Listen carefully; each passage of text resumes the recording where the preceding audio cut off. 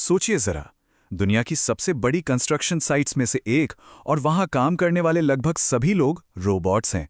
जी हां, ये कोई साइंस फिक्शन फिल्म की कहानी नहीं है, बल्कि एक हकीकत है जो अभी इसी वक्त बन रही है।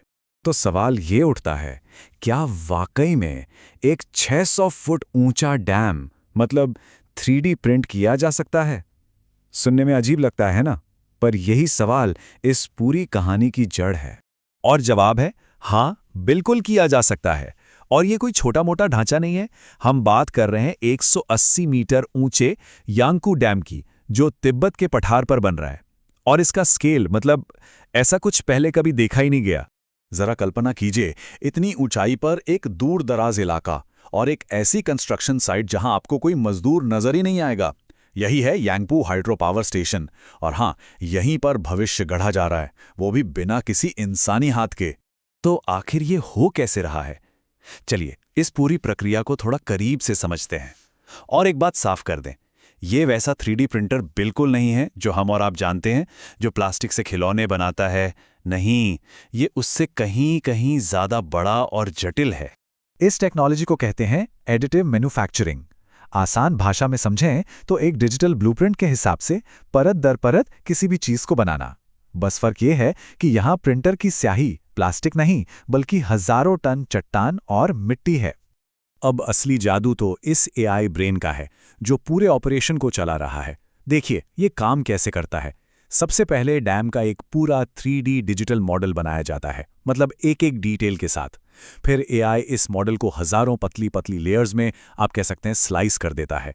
इसके बाद शुरू होता है असली दिमागी काम। AI हर मशीन के लिए, मतलब हर ट्रक, हर रोलर के लिए सबसे बढ़िया और सेफ रास्ता तय करता है, ताकि कोई आपस में टकराए नहीं। फिर रोबोट्स की पूरी फौज को एक एक करके लेयर बनाने के निर्देश दिए जाते हैं। और सबसे जरूरी बात, हर लेयर बनने के बाद सेंसर से उसकी मजबूती जांची जाती है। और जब सब ठीक होता है तभी अगली लेयर का काम शुरू होता है।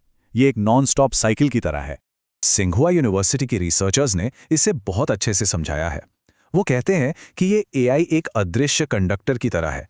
जैसे एक ऑर्केस्ट्रा का कंडक्टर होता है ना, जो सबसे तालमेल बिठाता है, वैसे ही ये AI इस पूरे रोबोटिक ऑर्केस्ट्रा को चला रहा है। ये पक्का करता है कि हर मशीन अपना काम सही समय पर, सही जगह पर और एकदम सटीक तरीके से करे। तो आखिर ये श्रमिक हैं कौन जो इतना बड़ा डैम बना रहे हैं?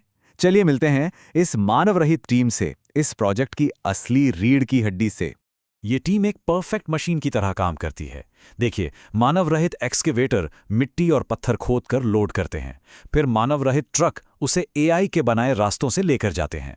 बुलडोजर उसे फैलाते हैं, पेवर्स उसकी सटीक परतें बिछाते हैं, और आखिर में रोबोटिक रोलर्स उसे मजबूत करते हैं और क्वालिटी चेक भी करते हैं।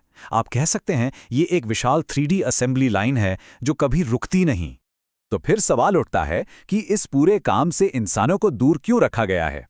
देखिए, इसके पीछे बहुत ठोस वजह हैं। पहली तो ये कि तिब्बत के पठार पर इतनी ऊंचाई पर ऑक्सीजन बहुत कम होती है, जो इंसानों के लिए खतरनाक है।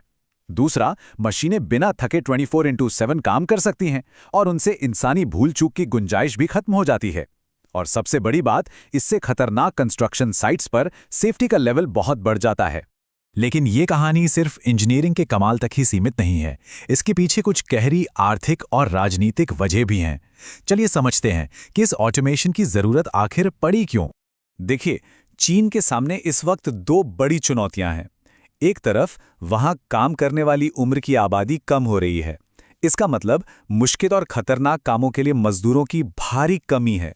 और दूसरी तरफ चीन की मेड इन चाइना 2025 जैसी बड़ी बड़ी योजनाएं हैं, जिनका मकसद उसे टेक्नोलॉजी में दुनिया का लीडर बनाना है। तो ये ऑटोमेशन इन दोनों चुनौतियों का एक सीधा सीधा जवाब है। इस प्रोजेक्ट का स्केल कितना विशाल है, इसका अंदाजा आप इस चार्ट को देख के लगा सकते हैं। दुनिया की पहली 3D प्रिंटेड ऑफिस बिल्डिंग जो दुबई में बनी थी, वो सिर्फ 6 मीटर ऊंची थी। और यांगचू डैम, ये है पूरे 180 मीटर ऊंचा। ये एक जबरदस्त छलांग है जो दिखाती है कि ये टेक्नोलॉजी कुछ ही सालों में कितनी आगे निकल गई है। अब इतने बड़े प्रोजेक्ट का असर सिर्फ टेक्नोलॉजी तक तो सीमित रह नहीं सकता।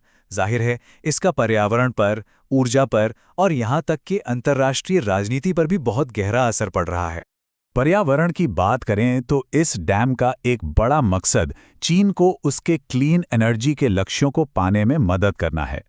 अंदाजा है कि ये हर साल लगभग 15 लाख टन कोयले की खपत को खत्म कर देगा। और इसका सीधा मतलब है हर साल कार्बन डाइऑक्साइड उत्सर्जन में 44 लाख टन से भी ज्यादा की कमी। ये एक बहुत बड़ा आंकड़ा है। जी हाँ, 44 लाख टन।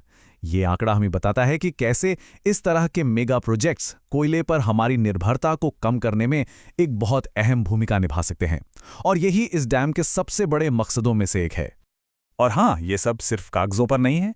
ये प्रोजेक्ट बहुत तेजी से हकीकत बन रहा है। 2021 में काम शुरू हुआ, सितंबर 2024 तक तीनों टरबाइन रोटर अपनी जगह पर लग चुके थे।